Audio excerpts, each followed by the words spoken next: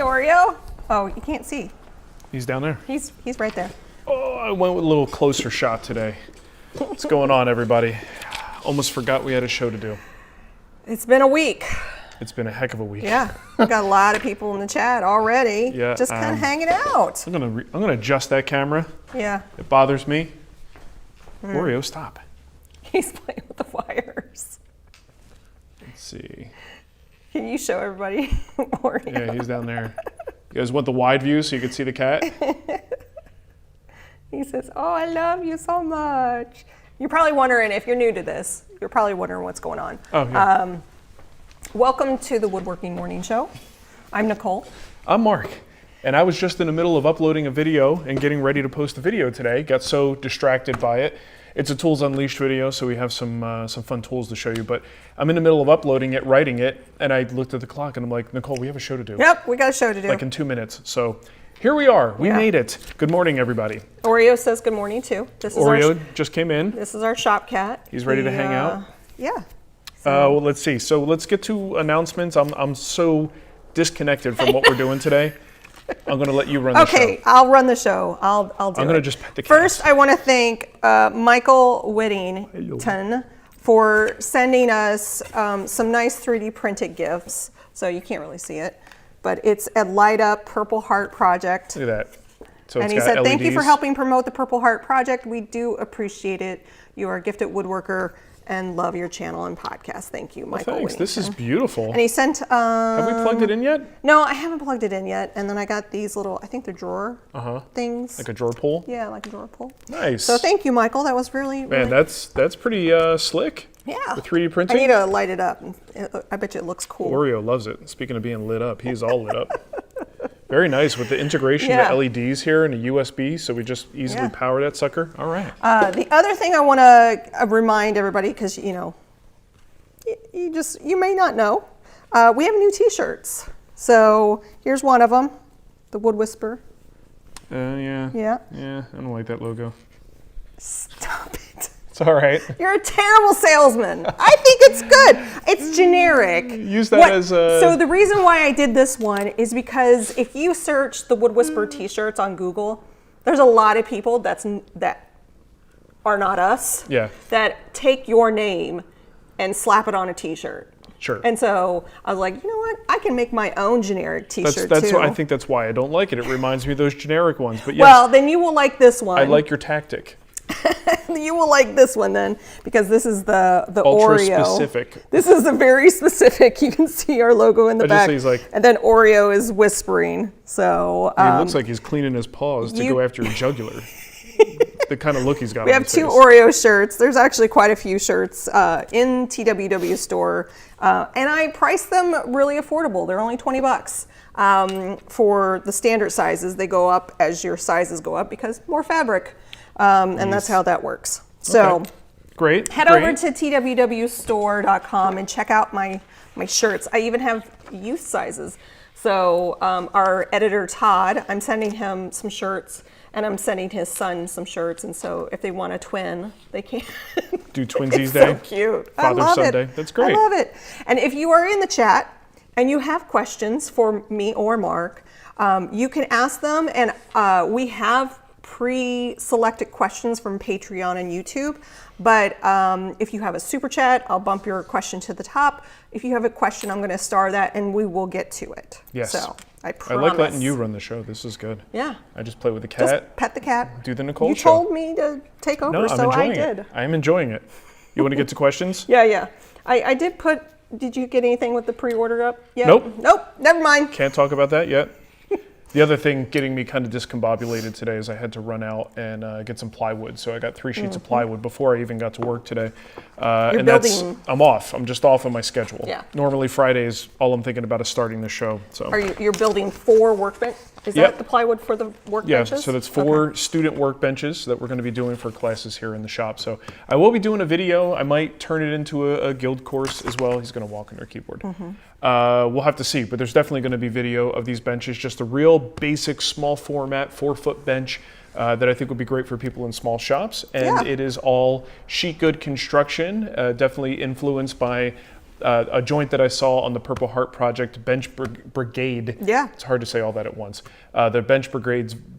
See, I'm talking like brigades. you know. It's like theirs in the joinery that's used, but I just kind of saw that when Rob had a couple of them here, and I was like, that's a great way to build a very simple bench. So we'll see how that goes going forward. But I got a lot of benches to build, 4 of them. Okay. Hey, guess what? Nate said, I got my Oreo shirts. I love them. Awesome. Thanks, Thank you. Nate. Oreo appreciates it. Oreo. It keeps him in kibble in his 9 lives. All right. Question from Joe Clemmer, our good buddy. Joe. Good morning, Nicole and Mark. Ladies first. Thank you. Mark, I'm building replacement cabinet doors for my kitchen. They'll be shaker style, and I would like your thoughts on traditional mortise and tenon versus levering. I think he may have meant leveraging my domino. Yeah. Based on speed alone, the domino is hands down the winner. What would like your thoughts? To me, this is a no-brainer. You have the domino, go ahead and use it. Traditional mortise and tenon is, I think, a superior joint.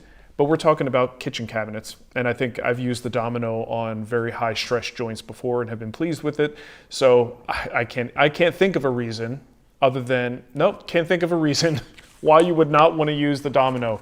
There's really no great reason if you have it. So I would definitely use the domino. Question from Tim Dominoes. F. I think he asked this before, and I feel like I missed his question last week. Maybe. I feel like I did. Anyway, Tim F. wants to know any recommendations on fog-free safety glasses. Don't you have a pair? I have safety glasses. But they're not fog-free? They're not fog-free. I'm going to be honest. I didn't know that there was a such thing as fog-free. You spray stuff in your glasses. So yeah, if I have a fog issue, there's actually been times, do you remember when Mateo first got his glasses? Yes. In Denver, he had problems where his glasses would fog up walking to school. So I would actually get some of that anti-fog spray, which is basically like a film that you could put on any lenses, and it makes them fog resistant. So that's what I would recommend. I don't know anything about anything. You pick any one of them. All right. So I'll put the link in the show notes. There's a ton on Amazon. Yeah. So. You know what else you can do? Spit. Spit? Oh, there's even it even says spit. A product called Spit. No kidding. So yeah, back when I used to do scuba diving, one of the ways that we would prevent our goggles from fogging up while you're out there, you don't have like a little spray bottle, you would spit in them and wipe a film of your own saliva inside, and that actually does prevent fog. But anyway, you could put that stuff on and I think maybe reapply it. I don't know how often or what kind of fog situation you're dealing with, but it seems like something you could reapply periodically, and then you don't have to get special lenses. They even have cloth. It says anti-fog cloth, not just the spray. So like you wipe it down and maybe it puts something on there. I don't know, like, is there a plastic or glass material that has built-in anti-fog properties? I mean, you must know more than I do about that. So I would just go with the spray. Yeah, go with the spray. Okay, got a question here. I'm gonna put spit in our chat, our Amazon. Well, store. I've already got Marc juice as a product. Maybe I'll give you guys a formulation for Marc Spit. Marc Spit. Not Marc Spitz. Marc Spit. I don't know who this is from. A dewaxed shellac question. Oh, Richard. Oh no, Richard. Okay. Yeah. You put it above. I just. Okay, Richard wants to know a question about dewaxed shellac. If I use dewaxed shellac as a finish on the cherry, will it block UV and prevent the cherry from darkening? Nope. So dewaxed shellac, as far as I'm aware, doesn't have any UV blocking properties. You usually would have to add something to it to get that, so you're not blocking UV in the first place. But even if it did, it's really hard to stop cherry from darkening because it's not just about UV, it's also about oxidation, exposure to air, and most finishes will allow some air and gas exchange to happen. So it's preventing cherry from darkening. I think unless you put it in like a vacuum chamber in a very dark space, it's going to change. Keep Did you hear swallowing your uvula. I got a giant uvula. It's quite impressive, and sometimes I half swallow it. So no, it's not going to make any difference. But again, I don't even think it's worth trying to find a UV blocking finish because you're really just delaying the inevitable. It's going to change. Get used to it. The only thing you can probably do on something like cherry, if you really, really wanted to get the color to not go anywhere, you might be able to hit it with a little bit of wood bleach. I don't know for sure how well that would work, but it would probably just make it look kind of like sapwood. but that might be an option. I'm just throwing. I think there's a company, Dailies, I believe I've used in the past, wood bleach. I'm not sure how well it would work, how it neutralizes the color, because the color happens with time on cherry. So I don't know if you give it a treatment ahead of time. Can it still darken afterwards? I don't know. I'm just throwing it out there as a possibility. There's a bunch of recommendations for the you're dripping.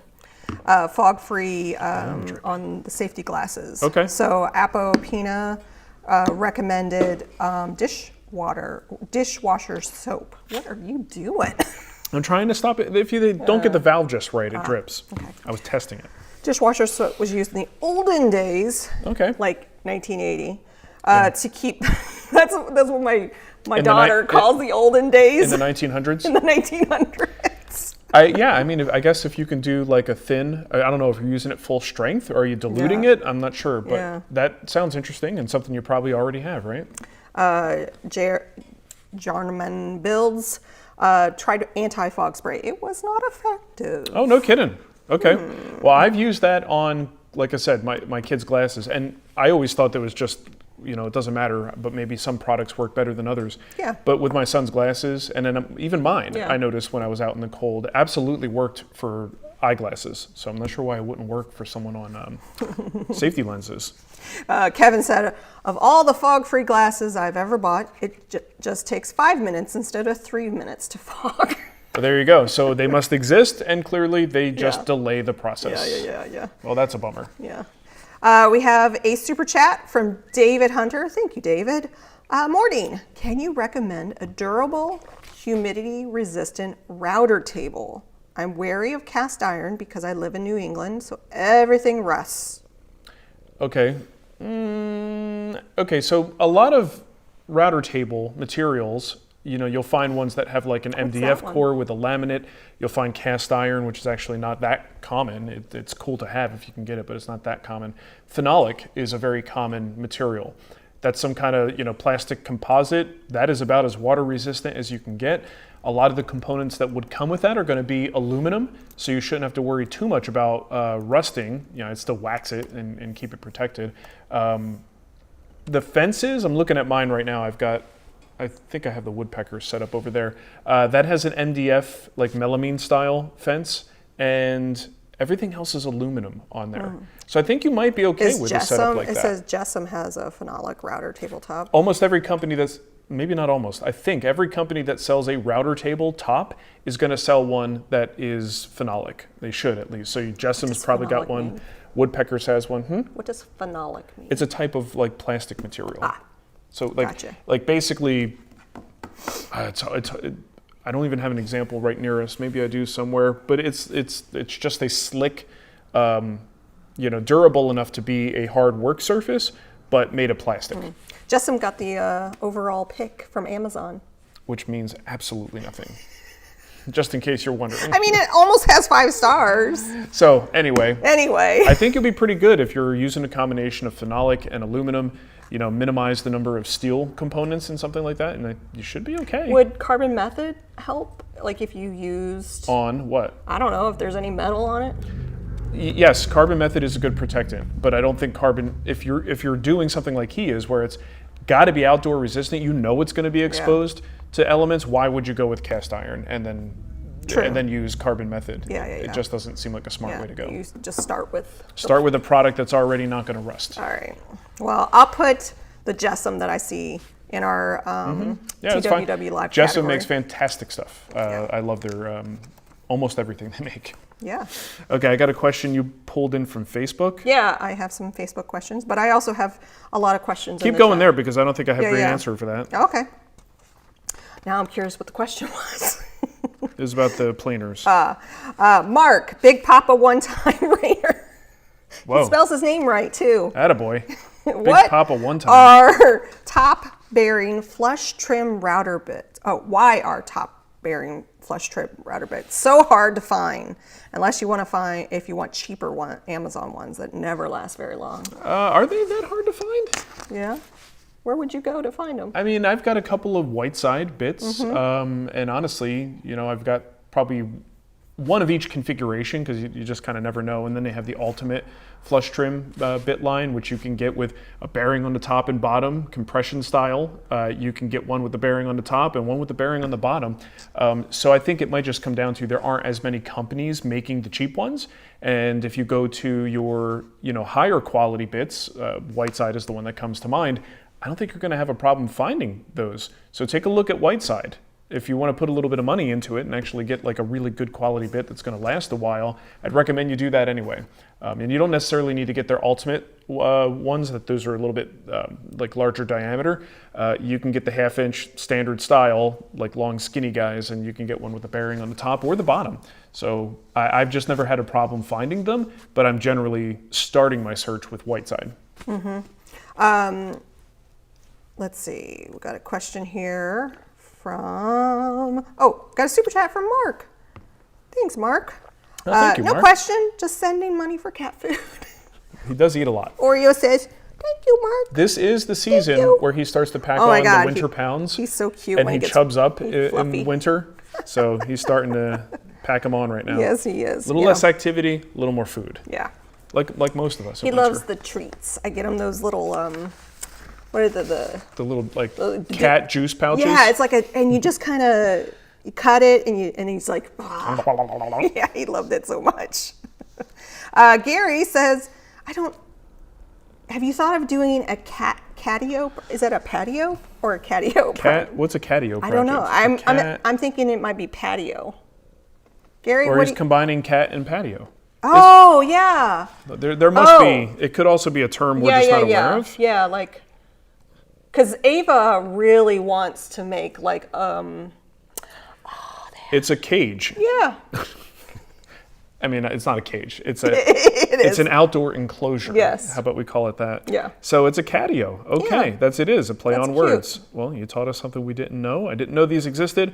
The world is Oreo's catio. Yeah. I don't need to do that because he lives outside. Actually got a email from a very well-meaning, I believe he's a vet, who has an article about the argument for keeping cats inside. Yeah. And, pleaded with me that I do that. And I said, here's the problem. And I found a quote in there where he explains the things a cat needs to be happy and survive. 2 of those things are not available to this cat because he lives in our shop and we're not here all the time. We're not here all the So time. love and attention, Attention. right? And things to just keep him occupied and busy. We leave, and some days just busy family stuff, right? We're not here all day, every day, and we certainly aren't here on the weekends very often. So that's a lonely... And we really do think he has other families. He spends so much time with the neighbors, and they have kids. Yeah. He's out there if there's baseball games at the field Yep. or they're playing, volleyball. He's a mascot, and he spends so much time with other people. We feel it's worth the risk that we have to expose him to by keeping him outside. He would not be, and we've tried to take him to our home. Did not work out well. Did not work well. Not good for him, not good for the dogs, not good for anyone. It was a whole thing. So it's either this or leave him in the tree stump that we found him in. Yeah. So I feel think like he's this happy. is on the whole, I think this is the better result. Okay, so I've got one here that says, I just want to say hi to G-Force Racing. I haven't seen G-Force Racing in a while. What's happening? Hi. Okay, Laura had a question. Any ideas for fairly easy Christmas gifts this year? Last year I made several wine boxes and they were a hit, especially with the wine inside. I'm struggling to think of something better than charcuterie trays or coasters. So I think you probably have something to say about this. Yeah, so we were mulling it around, and while I want him to make some gifts this year, it's probably not going to happen just because it's just a tight timeline. I paused my mom's project Yeah. to start working on these workbenches. Yeah. So I got 2 things in motion that it's going to be hard to be like, let's make a thing out of nowhere. But we have 18 years of videos and content. And so I was like, I think I might just repurpose a lot of the videos that tend to be easy weekend projects. Yeah. And make good gifts. Make great gifts. So the salt cellar, love that project. Yeah. Let's see, you don't have a video on the spatulas. but the spatulas are great. Spatulas. We've got a couple of cutting board videos. Cutting board. We made a kitchen spoon together. Oh remember? yeah, that's right, we did. And then I made one myself. The video was like a $30,000 spatula or something like Yes, that. I forgot about that. Yeah. Those are great too. That one works great. That's great for meat chopping. Chopping it. If you had like a frozen ground beef or Yep. something. Boy, there's a lot. We even have Christmas ornament gifts that we've made in the past. Yeah. So I think what we're going to So do I'm is gonna put something together, like a little page that will collect all of these things. I also thought about the idea, because I've seen a couple of channels on YouTube do this, where they basically just make a compilation video, take 10, small little approachable projects like that, and put them into one video, which makes it nice and easy. If it's someone who's fairly new to us, they may not have seen those videos. It'll be a long video, but it'll all be there and chaptered, and you could skip around. So And we might do that. And a lot of these have free plans attached to them. Right. So I Almost always. Almost always. I don't, if I made a plan and it's going out on the free side of things, I share the plan typically, unless it's a more Gary said the advanced scrap thing. wood boxes are great gifts too. Okay. Oh yeah, I remember the Yeah. scrap wood boxes. Yeah. I don't even remember all of them. He also did poker chip trays. Those are super cool. So if you have somebody in your life that likes poker or playing cards, Dice towers? well, that's a paid plan. Oh yeah. So Forget I said that. You have to give us $5 for that. A whole $5. Still, maybe we'll make it The free. game controller holder. That's another good one. Oh, that is a good one. That is a good I like one. that. I still have those. Yeah. So I don't like any of these other questions. So okay, that's fine. it's all live questions live from questions. It's a good thing I have. Oh, I should mention, if you guys are interested in hearing me talk about crap, Logan at what is his actual Instagram channel? I did a great interview, a fun interview last night On Instagram. on Live. Instagram Live, but it's on his. If you go and follow his account, you'll be able to find it. Where is he? So his name's Logan Newman, and they just have him as Logan Newman. I thought he was like Newman's Custom. Go to the profile. Newman's. See, that's the thing. Instagram sucks. Newman's. Newman Special Woodwork. Okay. Newman Specials Woodwork. Anyway, just look up Logan Newman, and you'll find we did an interview last night that was an absolute blast. So thank you, Logan, I for having me saw on. Jason Spenny was in the Oh, really? for that too. Nice. Yeah, that was fun. Thanks for hanging out. Instagram Lives are always interesting. Yeah. It's an interesting format to do an interview, but we pulled it Oh, off. and you should probably mention there's a new Wood Talk episode out As of Wednesday. Yeah, it came out So- Wednesday. So new episode, and then we'll have another one in 2 weeks. Lots to listen to and watch. William wants to know, where'd the dogs go? They're at our house. Where did they go? We don't live We here. don't live here. This is not our house. This So is we- not our house. This is a standalone. This is a property. firehouse. It's a standalone shop. The dogs are at our home where they belong. So yeah, it's funny because I've had a couple people ask, like, they only see Oreo, they miss Dougie, and it's like, I can't bring him here. It'd be a Dougie- monster. Did not like Oreo. He wanted to eat Oreo. And Oreo, the fun-loving, sort of just chill cat that he is, would turn into one of those a-hole cats if he had to live with dogs. Yeah. Not a good thing. Floors in the chat. At my job, they supply anti-fog safety glasses from MCR Safety. I have no complaints. See, you guys know more about this stuff than I do. When I saw anti-fog glasses, I was like, I did not know this was a thing, and now I do. Yeah. Thankfully, I don't have many large temperature shifts or all the things that that make fog happen. I don't really deal with that very much, so I've never really thought about it. On the bit question, Woodpeckers also carries a full line of bits that are fantastic and made in the USA. Okay, there you go. you. I've never tried them. Yeah. Good to know. Let's see. Brian wants to know, did you see Blue Spruce's new router plane? I did. I ordered one last night. Did you? 6 to 8 weeks. So I'm going to take a look at it. It is interesting. I've given my recommendation to people on this. I haven't used it, so I can only judge by what I'm seeing. If you know that you're going to need to do things like trim the cheeks of a tenon, you look at the video and you go, man, I've always wished my router plane would do that thing. This is going to be a game changer for you. I think for most people, I mean, if you don't already have one, take a look at that one. But the tried and true router plane design is pretty well established, and there's really only a couple of operations that I feel like this base isn't big enough, or I don't have enough of an offset to do what I want to do. But that said, that's just me. There's a lot of people who have a use case where they look at that and go, boom, that's the router plane for me. So I ordered one just so I could try it out, and I actually, between that one, I've got the Veritas, I've got Jonathan Katz's Moses version, I've got the Melbourne Tools version, and I'm probably gonna have to buy the Lee Nielsen to complete this, and I'll do a little video. Here's the thing. I doubt very much that if I do a video comparison of all these, that it's gonna be like a shootout style. They're all gonna work. They're all going to do what they say they do, and they just have different features. And I think that's what the video will be focused on, is just look, here's the features, here's how it works, here's maybe a little bit of opinion, and then you could look at the price differences and make a choice for yourself. Let's see. Question from Upstream Studios. What's your process on installing hinges, i.e. Horton brass stop hinges or Brusso hinges? It's just a standard butt. I mean, this is a hard thing to convey in this format. I've shown it in a number of videos. I can't off the top of my head tell you exactly, but I have a video, probably a very old video, on installing butt hinges, I believe. Yes. Then beyond that, look at almost any cabinet project I've done in the last few years that has doors. There's a real good chance I either installed knife hinges or butt hinges. I'm just searching butt hinges on the woodwhisperer.com, and oh, look at that. Look at them butt hinges. A butt hinge mortise. Yeah, so that I have a video exclusively talking about, I don't think I went top to bottom with the installation, but I was just focused on making the mortise, which is like the most important part.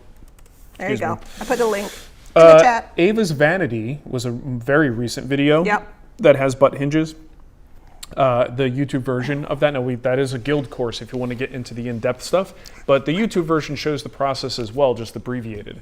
And it's basically using the hinge as kind of the template to trace around it with a very sharp knife, but the technique really comes down to placement and indexing the hinge so you know it's in the right spot. Why did the advent calendar come up when I typed butt hinges? Did the advent calendar use butt hinges? No. Oh, it says butt joints. Okay, yeah, the word butt. Butt. Well, don't trust our search. It's a piece of duty. That's hey, speaking of a fun holiday project. Yeah. Build an advent calendar. Yeah, I remember when you did that. No fun. The kids love it though. It's still around. We put little chocolates in it, and they love it. So yeah, it's all right. I'll put a link to the advent calendar in the chat if you want to check it out. You want to see? This is when we lived in Arizona. It was between shops because we had moved. We were going to get the dream shop built. Yep. And I was working out of the three-car garage. 2010. With those big white plantation shutters behind me. Classic. Classic. Brent and a couple others want to know, can you recommend a good budget-friendly dust collection system? What's budget-friendly? Yeah, it depends Everybody's on your budget. budget is a little different. Is there anything more iconic in the budget-friendly than the Harbor Freight unit? Isn't there a classic Harbor Freight unit that people love and they upgrade the bags, but the base unit itself is just a really solid bang for the buck? Maybe not the dust collector you're going to use for the rest of your life, but certainly one that won't break the bank and gets the job done.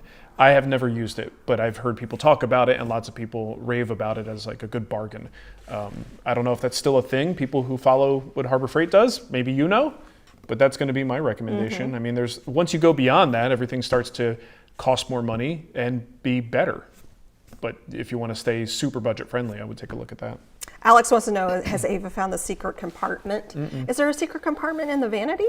No. No, in just the jewelry box. The jewelry box. Yeah. She hasn't found that yet. Has not found it. Yeah. Eventually she will. Okay, bye Oreo. In theory, that's the idea. I'm glad he left because I was slipping. Just slipping and keeping your lap all warm. Oof. Let's see, we got YC Makes. What do you think of SPEtools from Amazon? We don't know. No opinion. What is that? Not explored it. SPEtools. Today you guys are really making me realize they have a lot of questions. what I don't know. I love it.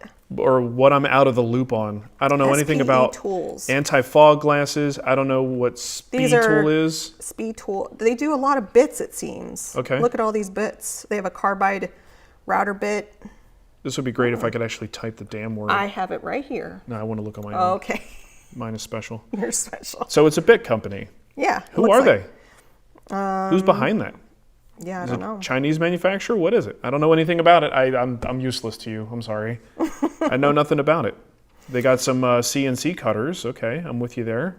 It just says SPEtool, make your work easier. And it doesn't really say much about who they are. They are who they are then. They are They who aren't they someone are. else. Oh, they do have some posts and showing, they have a router table insert. Okay, well, Yeah, so again. a lot of router stuff. We're wasting time. Yeah. I don't know. I've never heard of them before, but We'll now look- I have. We'll look into it. Michael wants to know, is it odd that I can see the outlet and the cords dangling in the background? Well, you have eyes, so I'm assuming. I don't think it's odd. It's not really odd to me, at least. What is it plugged into? Oh, there's a light up there. So I have lights. These are backlights that are real good for video. It's also nice because on this side of the bench, if I'm filming, I can actually see what's going on from this direction.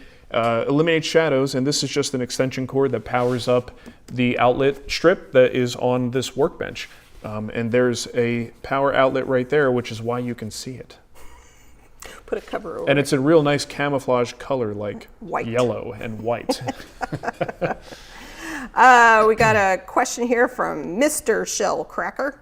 I've noticed you have been using a lot of Osmo. How durable is this finish compared to something like shellac? I love it when they talk about shellac. I've been on the shellac train for a while. I've never compared the two.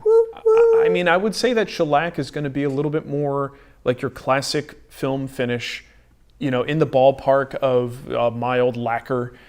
So it's going to be fairly durable. You could buff it up to a high shine. You can kind of apply it and do a little rub down that brings it down to, it's a very versatile finish and fairly inexpensive, but it does require a little bit in technique to apply it correctly. It's fairly durable. I think a lot of people, at least back in the day, used to undersell shellac's durability because it's like, oh, don't spill a beer on it. Well, there are some tests out there that have shown that with a good quality shellac, it can actually withstand exposure to alcohol. VJ Velji, in particular, is a guy who sells and has some educational videos on shellac and sells the stuff as well. He did some testing with that. That was pretty eye-opening. So I think shellac is fairly durable. It's a good quality finish, very versatile.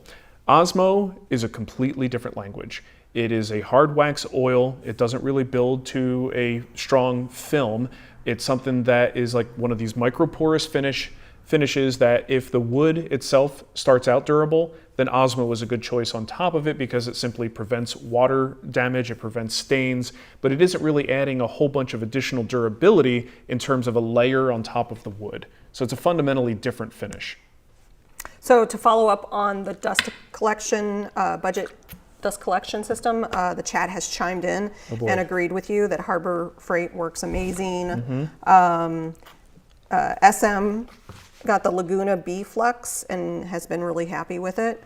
Is that budget though? I don't know. And anything with Laguna's name on it, I tend to think that it's not in the budget category. Yeah.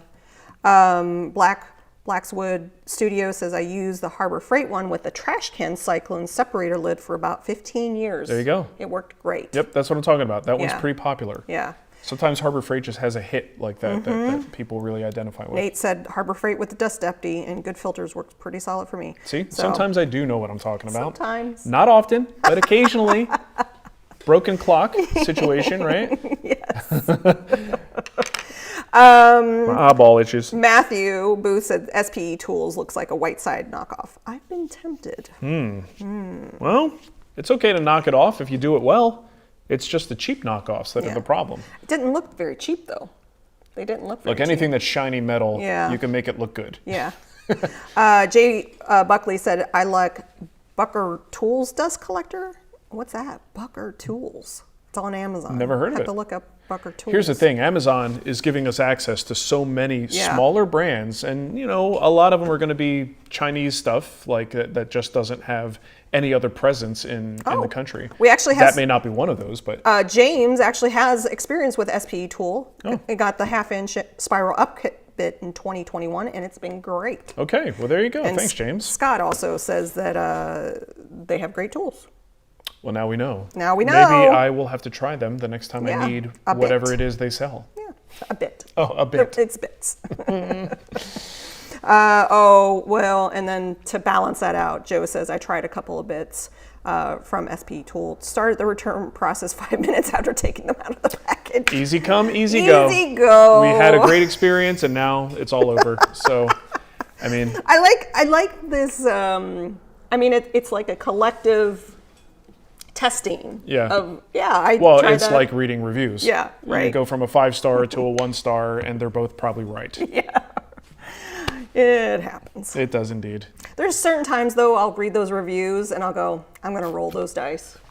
Well, I've had experiences with people that make me wonder, what the hell are they thinking?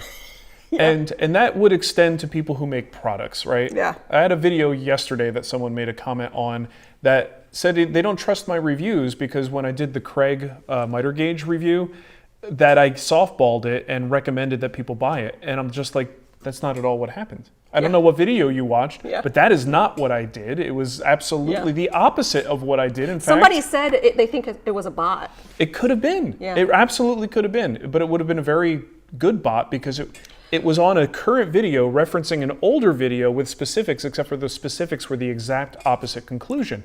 And I'm just like, well, and I hope it's a bot. Yeah. My faith in humanity hopes it's a bot. Yeah. Because I don't understand how people can just see and make up something and then try to spread a negative, rumor on a current video. Like, what are you doing? Did you know that I think it's the FTC has implemented the new rules on reviews? Have you ever bought something on Amazon and they send you a card in the thing and says, if you give us a 5-star review, we'll give you $50 back. Yeah, incentivized reviews. You cannot do that anymore. And so Amazon actually has a page that says if you buy something on Amazon and they do that, you need to let them know.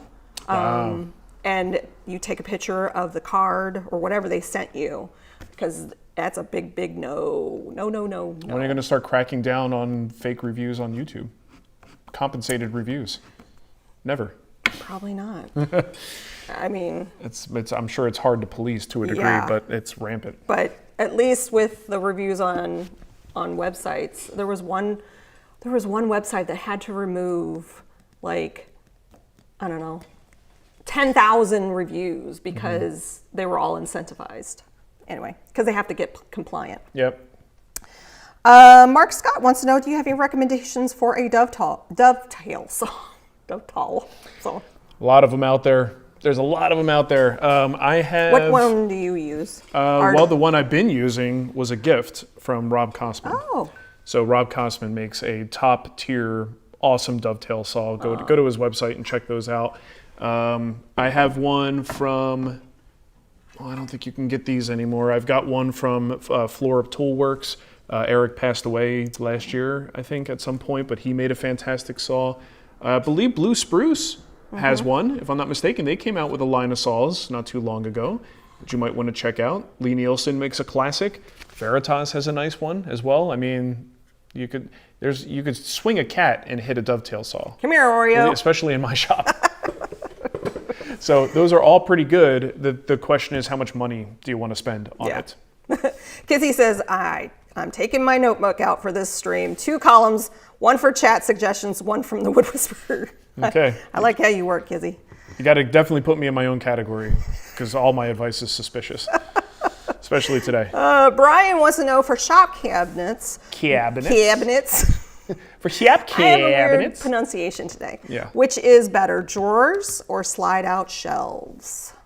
Do the slide-out shelves have a door in front of them? I would assume. Not always, because really, what's a slide-out shelf but a shallow drawer?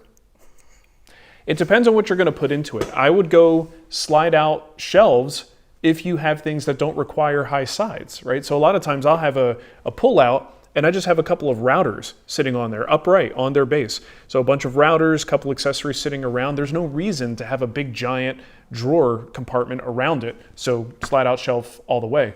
But there are also other things that need a little bit more compartmentalization, stuff that can fall off and fall out, and you want higher sides. That's when I would go with a drawer. If you were talking about, like I did with my miter station, a set of slide-out trays that also are hidden behind a door, that's something it's a little less convenient because now you have two things to do. Every time you want to access it, you got to open a door, then you got to pull out the tray. But at least everything inside there is protected from dust. Right? But trays provide minimal materials and they're faster to build, so that's a tempting solution. So I've got a mix, but that's because it just depends on what I'm trying to store. We have a question here from Jesus. Jesus? Did you struggle? I think Jesus was in the chat, your interview last night too. Oh, okay. Was that you? Well, there are other people named I know, Jesus. There isn't just one. But I looked at the profile and I think it was the same icon. Okay. Yeah, so that's why I asked. There can be only one Jesus. Did you struggle in your early days to prioritize which tool shop purchase to make before others? Feels like there's always something to get next. There is, and I did struggle with that. I think with any hobby or any craft, we can get a little case of upgrade-itis. There's always there's always going to be something better. And there does come a time when you have to just kind of realize, I have enough. I have enough to make the things I want to make. Now it's just creature comfort changes. Did I need that giant planer? No, but I really, really wanted it. And it took me a long time to get to the point that I could justify it, but I did it. I'm glad I have it. So yeah, I did struggle with that a little bit. The key for me in the beginning was to look at what needs upgrading versus what serves a function I don't currently have, right? So if I have to choose, do I get, let me give you an example. I've got a planer, but I don't have a jointer yet, and I've got a really crappy table saw. So I got to choose, do I get my new jointer or do I upgrade the table saw? Unless the tool is a safety concern, that's the only exception, I would say always get the tool that brings in new functionality before replacing a tool that will upgrade the functionality, right? So you're getting functions that you don't currently have. That's what I would recommend takes priority, right? And I think it's tempting though, because someone who has a crappy table saw might be like, man, I so want to upgrade it. I use it all the time. It's going to make a big difference, but I don't have a jointer at all. Again, especially when influencers be influencing. They be influencing hard. But as long as, like I said, as long as it's not a safety concern with the existing tool, always go with the tool that gives you functionality you don't currently have. Yep. And maybe that will help you make some choices. I'm going to say this wrong. Ticky nailer? That's how I would pronounce that. The one time you actually did it. Do you have casters on your outfeed table and assembly table in the new shop? And if so, which do you use? I have some that I got on Amazon. I basically looked at all the different ratings for weight because I knew the assembly table, it was a big, giant cabinet. I knew it would be heavy. So I didn't want to go with Rockler has ones I think that's branded for them, but I found ones that were a higher capacity. Which ones? That might be it right there. 800 pounds, I believe. Yeah, 800 pound set of 4. Yep. So they are the adjustable ones that kind of, you could pop the little lever up and push it down and engage the wheels. And I think they're rated at 800 pounds. So I felt that was an adequate solution. That might have been the one I used on my workbench. But Nicole's going to give you a link to one that you can get if that one doesn't have the weight capacity. You purchased this twice. Maybe it is then. Yeah, because I don't have that many of those things. So one is on the assembly table there, one is on the outfeed table. Anywho, you go with the highest weight capacity that you can get. And that's what I did. And it worked like a charm. In fact, those are the ones that are on the assembly table right there. I see. So I put the link in the chat and also I added it to our Amazon store. It's a good price. I mean, what is that, 37 bucks? Yeah, 35 and take a 13% off. A nice round number, like 13% off. So it's 35 bucks plus 13% off on Amazon. That's pretty good. Yeah. So if you want some mobility on any tool that you have in the shop or any piece of furniture in the shop, those are good. There you go. All right. Bean 5. What can I do to help prevent chip out using a decorative ogee bit, specifically on walnut? And the only reason why I know how to pronounce ogee is because we just watched Norm, and he said ogee. There was an episode, and I did a story on it years ago, where I was just watching New Yankee Workshop, and he's like, now we're going to use this Roman ogee bit, not Roman orgy. He said that? He said it in the show. He's like, no, Roman ogee. Ogee. Norm. Scandalous. Take it in small passes. If the wood is misbehaving and if getting a better bit, sometimes a bit with more cutters or just a sharper bit might be better. The only solution I know is to take it in small passes, right? So you're not taking on too much of a bite at once. If you're using this with a fence, ideally, even if it has a bearing on it, you could pull the fence in front of the bearing, take a light pass, work all the way around, and step your way down. I think that's a good way to ensure you're going to get less tear out or less chance of tear out. You also, depending on where you're getting the tear out, if you're going along the grain and you start getting tear out, I mean, that's when the solution I just recommended can help. If you are getting tear out at the end of a cut, usually when you're doing the end grain side, if you're doing all four, you go around the end grain, and as soon as you get to the end of that, the long grain wants to pop out and snap out. Well, you can go in a particular order around the board that you're routing so that you're always going to clean up your tear out. And now in my brain, I'm trying to think which order that would be. Okay, so you would start on the end grain, work your way across. If it tears out, you're turning it 90 degrees and you're going to clean that up with the next pass. Same thing when you get to the other side. You always have that long grain cut to clean up whatever tear out happened on the end grain. So between those two things and stepping into it, that should help you get decent results. Get you pretty close. Thank you, BobbyC, for the super chat. BobbyC! Today I'm buying Nicole some creamer that isn't chunky, reference to last week's coffee. You know, I went home. It's actually pretty good. That day I went home and I tried the creamer and it was fine. Yeah. But I do think it was something with the heating, Yeah. or maybe you have like acid on your lips. You have acid lips. You have an acid tongue. Anyway. Thank you, BobbyC. She curdles milk. That's my lady. Don here. Have you ever repaired a hairline crack in porcelain? I have an antique vanity with a porcelain sink. Right. Now I think you guys are just trying to make fun of me for things I don't know. Like, can we come up with any? How do you fix a carburetor on a 1959 Chevy Silverado? Can you? I mean, a hairline crack in porcelain. I'm sure there are answers to this. I am Epoxy. also sure that I don't epoxy. have those answers. I know. I'm sorry, I don't know. Sorry, Don. Maybe epoxy? No, stop. Don't maybe anything. We don't know. Here, let me Google it for you. It is. This is the thing that some people in our position can get a trap. Yeah. The trap of thinking you should have an answer for everything. We don't have an answer. I have never been that person. I'm so unafraid of saying I have no idea. Well, when I worked as a consultant, a tech consultant at my old job, the difference between a new consultant and a senior consultant was the fact that the senior consultant would say, I don't know, but I'll find out. Yeah, I can find out for you. I can find out for you. In this case, I don't know. I'm not going to find out, but you can. I have to imagine. Sorry, Don. Someone has talked about fixing hairline cracks in porcelain. I would imagine. And I imagine there's also repair kits out there. Yeah, I would think so. Kind of thing you would expect. Yeah. Greg, I have a contractor saw that bogs down when cutting thicker materials. It has the ability to be rewired from 110 From 110 to 220. Will changing it to 220 keep the saw from logging down so easily? I don't think so. I know you can make those changes, and I do know that switching and rewiring to 220 can give you a little bit of a boost. In a contractor saw format, I don't really think it's going to make that much of a difference. And again, we'll lean on the chat. If someone's done this and it really made a difference, let us know. My gut says it's probably not going to be nearly as much of a difference as you might see switching to some other things. Like, if you don't already, you should have a thin kerf blade on there. And that blade, ideally on that saw, see, I get away with running a 40 tooth because I generally have more power than I need. A 3 horsepower cabinet saw does everything I need it to do. If you are running an underpowered saw, you absolutely must be running that thin kerf blade. And then you also need to think about the configuration of the blade. If you're doing thick hardwoods and you're doing rip cuts, you probably want a rip blade, a configuration that has good sharp teeth, but not that many of them, right? So it has the ability to go quickly and clear the chips as you're cutting. If you're doing cross cuts, then you can have a higher tooth count. But you go with that thin kerf and low tooth count rip blade, and that's going to be the best that saw is probably going to perform.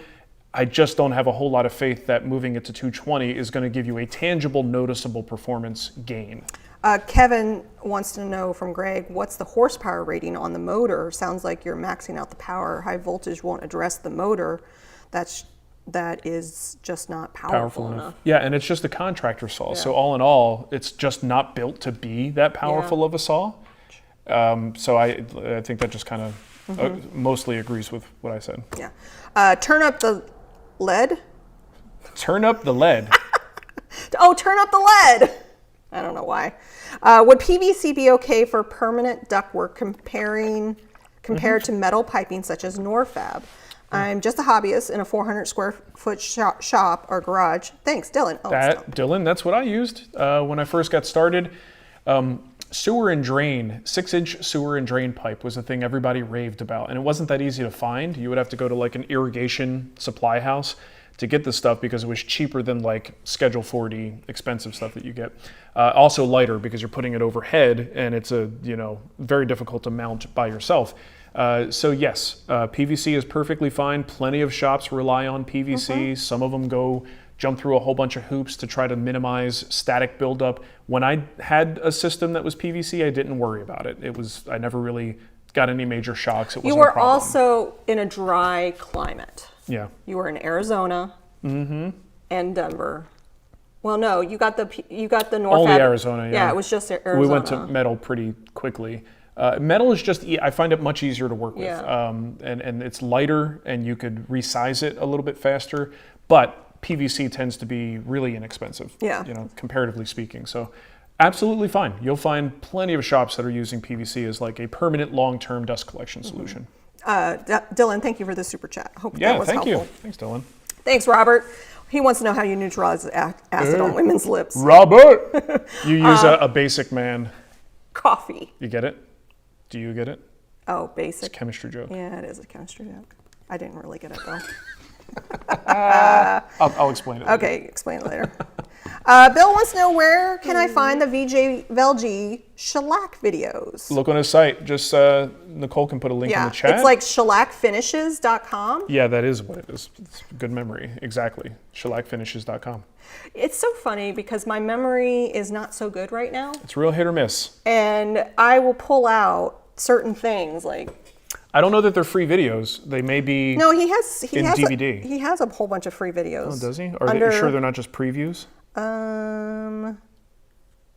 No, they're YouTube. Yeah, it's a 12-minute introduction. Okay. So go to shellacfinishes.com/videos-2. Just go to the website. I'll put a link. Yeah, if you go to shellacfinishes.com, in the top he has videos. He also sells shellac. Yeah.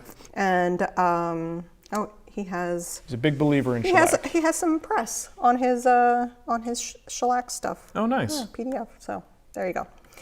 Boom, baby. VJ Velge. Send that boy some business. He's probably like, what's going on with my website? People love shellac again? No one told me. Blackwoods Studio. Blackswood. Can you calculate the something radius of the black hole with a diameter of... Yeah, let me get back to you. I'll work on that. After I finish... I was going to say something about my truck that reveals that I don't know much about cars. I was going to be like, right after I change my own oil. Yeah. I can do that. I have done that in the past. Have you? Yeah. I can't imagine you changing your own oil. Oh my God, yeah. When I had my first S10 pickup. Your little tiny pickup? Back in the day, yeah. I wasn't going to pay for someone to change my oil. I didn't have any money. Yeah. But I've changed my oil a few times. I wouldn't do it now, I think this is going to be cold, so I'm not going to drink that. Cold and chunky, just how she likes it. God. Mooney's in the chat. Mooney. Do you own anything Harbor Freight? Yes. Yes. The clamps? The clamps, yeah. I did a review on their clamps, and I found them quite satisfactory. So I've still got a couple of those Harbor Freight clamps. I have a Harbor Freight cherry picker hooch. One of those, I think it's a 2-ton model. Yeah, we've been dragging that all over the place. Lifting heavy stuff. And I have a couple of terry cloth stain pads from Harbor Freight. And I think that's about it. Yeah. Oh, you know what I did? I bought, so you see you guys don't see it, but that aircraft sort of stranded cable that I have my dust collection system hung from the ceiling.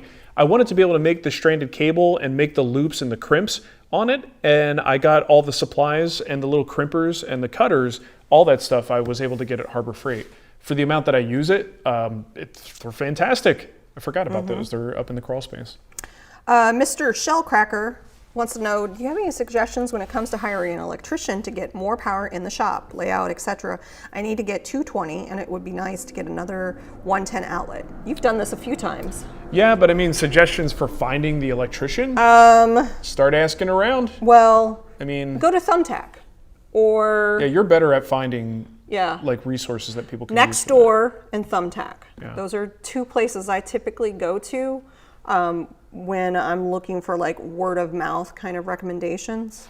What I did here, and I don't know that this is a great way to do it, but you know, this is not a big area. I actually saw a couple of trucks. Oh yeah. Right, going around in the neighborhood, I would see them multiple times and go, you know, when I need something done, maybe I'll give those people a call.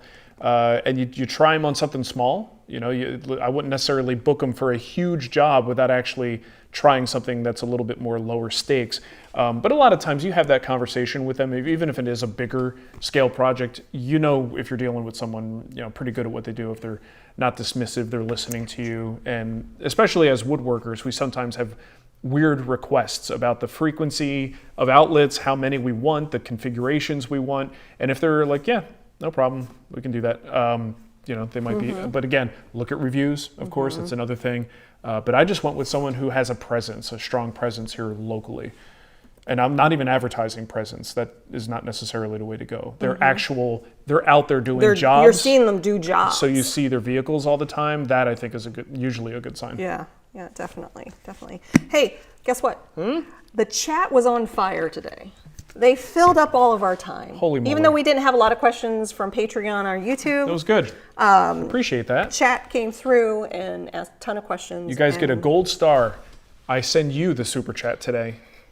How about we give away a guild project? Okay. All right. So you want to just tell me to stop, and I'm not going to say a word. We're just going to, if you talk to us, I'm going to tell me to stop. Hubba hubba, stop. All right. Greg Ferguson. Nice. When he asked the question. Oh, the contractor saw. Yeah, the contractor We answered saw. his question? Yeah. Greg, email me, Nicole, Nicole, @thewoodswhisperer.com, and I will get you set up with a free guild course. Excellent. Of your choice. Of your choice. Yeah, any one of them right now. We may have a pre-order coming up soon. With Frank Straza. But that's not available yet. Yeah. So, but you got a good selection. If you want to wait, you can wait. If you really like Frank's amazing. We've got 70 plus projects in the guild. We haven't mentioned it in a couple shows, but we now have a subscription called Guild Plus. Yep. It's going to bring you a bunch of extras. You get to see a streaming classic guild course for the entire month, and it changes each month. You get access to our right now our is the list of bread discounts. box, but come December 1st, it will be. Don't know. I have to look at the calendar. Access to our discounts. You get access to a special contact form if you need help from me specifically. You get a 5% discount on every guild course on top of any sales that we might be having, including we may be having a Black Friday sale. Yes, we are. And if you're a Guild Plus subscriber, you get an additional 5% off of whatever that is. Green and Green Blanket Chest starts streaming on December 1st. Oh, nice. That's cool. We do a monthly demo. We also do weekly watch-alongs now, where we watch some classic episodes of Woodworks and New Yankee Workshop together, all synced up on a Wednesday night, typically. Wednesday night. Lots of fun stuff. I call it Watch-Along Wednesdays. Yeah. So that's at thewoodwhispererguild.com/plus if you want to check that out. Yep, it's a lot of fun. And you're helping support the infrastructure of the guild and the instructors. We had, some people not be happy about that, but it is what it is. What do you mean? The email that I got yesterday telling me... The people who weren't happy about that were people who have had free courses for years, sat on them, never came back to the guild, got an email and heard that something was going away, and then were like, oh, don't take that away from me! Your butt. Some guy got real angry. He got mad. And I just said, very entitled thanks gentleman. for letting me know! Yeah. Most other people are not upset about I'm a Guild real person! Yeah. It's fine. It's optional. You don't have to do it. BobbyC wants to know, does the 5% apply to other items on the site? Only courses. Just courses. Just courses. Yeah. But when you are a Guild Plus member, you do get a discount in the TWW store. So Right. be sure to look at your discounts. It's one of the discounts It's one of the discounts that you get if you go to twwstore.com. And people have been using that discount Yeah. to get these cool shirts. Yeah, the new T-shirts, Yep. my books, any of the merchandise that we sell there. So there you go. Okie doke. Lots of fun stuff in there. So hey, thank you for hanging out with us. Yeah, we know you thanks. have lots of. We know you have a lot of choices in husband, wife, morning, woodworking show content, and we're happy that you chose us today. Hey, I think Matt Cremona and Leslie, Nope, try again. Lindsay. Yep. Sorry. All right, April, you knock it off. They did. I think they started their. I'm pretty sure they started it back hangout up, yeah. Back up, and she won. Congratulations. Yeah, she's gonna be or is. I don't know if she's sworn in yet. Yeah. What is she? City council? City council, I believe. think. Yeah, congratulations, Lindsay. Yeah. That's awesome. Yeah. So. Okay. All right. Well, thank you for watching, everybody, and we will see you next time. And be on the lookout for the video release later on today. I got to go do it right now. Pick up where I left off. Get to work. Okay. Bye.